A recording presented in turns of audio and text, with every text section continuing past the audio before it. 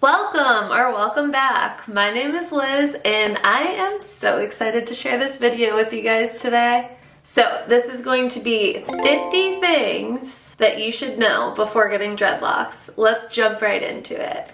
Number 1, all hair locks. That's right, it doesn't matter what texture your hair is. Number 2, there are different methods for creating and maintaining dreadlocks. So the most common ones are going to be back comb, twisting, interlocking, freeform, or crochet hook methods. So do your research and find which one is best for you. Number 3, there is some terminology controversy, but dreadlocks, locks, mats, it's all the same thing. You can find a professional to do them for you, but you're gonna first wanna look into the technique that they use depending on what you want, and different states require different amounts of licensing, or you can skip all that and DIY it.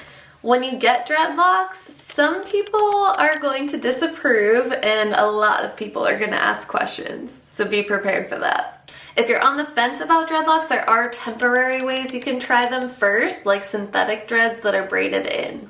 Also, if you're on the fence, you can start with partial dreadlocks where you just have some dreadlocks underneath and your loose normal hair out on top, or you can have more dreadlocks and still have bangs left out. The amount that you start with is up to you. If you start with less, it's going to be easier to get them out if you change your mind. If you do have them installed by a professional, this could cost a lot of money and it could take a really long time, especially if you're getting crochet method, which is what I'm the most familiar with. Or if you DIY them, it might not cost you anything, but it's gonna take an even longer time. No matter what you see online, do not use wax. Do not use wax. One more time, do not use wax. Wax isn't water soluble, so it's not gonna rinse out all the way when you wash it and it's gonna build up over time. The sectioning for your dreadlocks is important. It's gonna determine a lot of things about the size and shape. And it's something that's not easy to change after the fact, so make sure you're paying attention to your sectioning. How many dreadlocks are you gonna have? It's not like super important, so don't get hung up on that. Average clients of mine have 30 to 60, but I have some clients with over 100. You can have dreadlocks if you have thin, fine hair. First of all, fine hair locks up really good. Second of all, with thin hair, your dreadlocks are going to trap all of the hair that you would normally shed, so over time it's going to look like you have way thicker hair. When you get them installed and maintained, depending on the method that you use, it can be uncomfortable to painful depending on how sensitive you are. On the ends of your dreadlocks, you can request either wispy, loose, flowy ends, tapered ends, which to me comes more to a point, or blunt ends where they're rounded at the bottom. You can add extensions right off the bat to have them as long as you want. There's lots of ways with different types of extensions that you can add volume. You can decorate them with beads or all kinds of different string and fabrics. In the beginning, it's going to be a transition for your scalp. Your scalp could get itchy, sometimes dry. It's part of the process. Probably should have mentioned this sooner, but yes, you can wash them and you should wash them about once a week. Dreadlocks take a really long time to dry, especially the older they are because they're more compressed and they just hold that water inside. To that point, you don't want to go to bed with wet hair because it'll just stay wet even longer. So make sure you either wash in the morning and let them dry throughout the day, or use a blow dryer.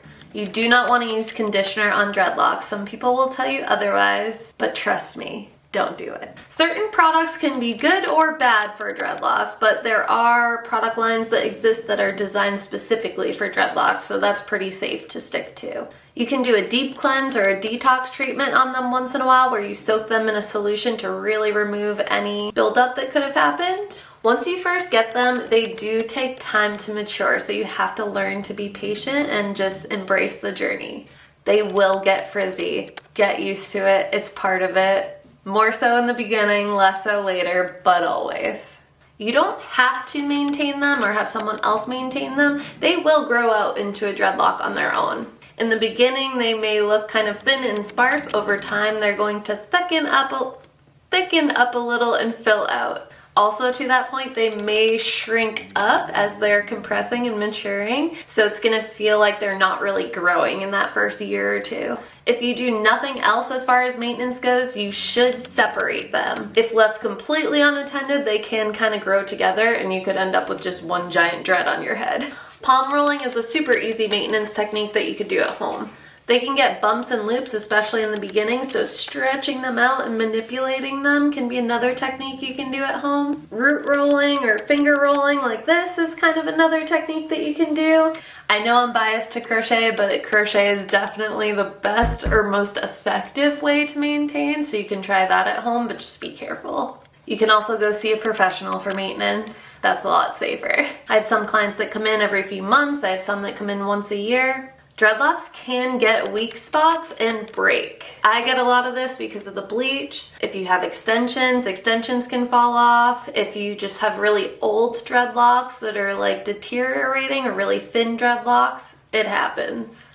You can repair weak spots, so using extension hair and a crochet hook, you can give it a little band-aid. You can combine dreadlocks, so if you have them on the skinnier side at first and you want to take some and crochet them together, that is possible. Also a little risky of a process, just throwing out the disclaimer, but it's doable. You can style dreadlocks. Everybody gets this like mental block with what to do with them, but dreadlocks are actually way easier to style, in my opinion, than regular loose hair. You won't need elastics anymore. You can literally just take your dreadlocks and tie them in a knot. Easy peasy. You can curl your dreadlocks. So if you braid them when they're still damp or wrap them around rods, you can actually get a decent curl. You can color dreadlocks. As you see, this is not my natural blonde color, so that is possible, although again, another risky thing, always best to see a professional. You can cut your dreadlocks. So if they're getting too long or you need a change, you can cut them and still have dreadlocks, but have shorter ones. They can be a little annoying to sleep at first when they're tight especially, and then even after they've loosened up, they're just like lumpy and in the way.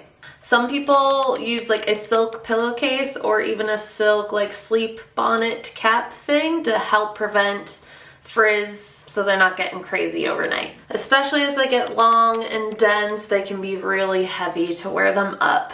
If you're a hat person or if you wear helmets for some reason, you might actually go up a size after getting your dreadlocks. So be prepared to have to invest in some new hats. This is a random one, but for me, I feel like it comes into play a lot. They constantly get stuck on Velcro. So if you have like a jacket with the, a rain jacket with the Velcro or whatever, these are like the other side of the Velcro. And lastly, number 50, assuming that I counted right, you can comb them out. Maybe not in 100% of cases. If I tried to do that, mine would break off because the bleach again. But yes, it is possible in most cases to comb them out. It is not a quick or pleasant process, but it is possible. Alright, that's gonna wrap up today's video. I hope you guys learned some stuff. Don't forget to subscribe if you want to see more stuff like this, and I will see you in the next one.